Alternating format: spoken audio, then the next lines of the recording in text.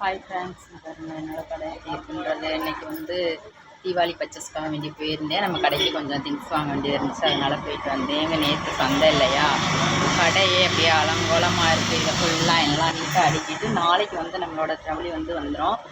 நான் என்னால் முடிஞ்ச அளவுக்கு இப்போ உள்ள ட்ரெண்டிங் ஓரளவுக்கு நல்லாவே போட்டிருக்கேன். நாளைக்கு வந்ததுக்கப்புறம் அந்த கலெக்ஷன்ஸ்லாம் காமிக்கிறேன் பாருங்கள். பழைய கலெக்ஷன்ஸ் எல்லாமே ஓரளவுக்கு போயிடுச்சு. நாளைக்கு வந்து நம்மளோட புது கலெக்ஷன்ஸ் எல்லாமே இருக்குதுங்க. அதை அடிக்கிறதுக்காக வேண்டி இப்போதைக்கு சுத்தம் பண்ணிட்டுருக்கேன். பாருங்கள் என்னோட கடை கிடக்கிறது.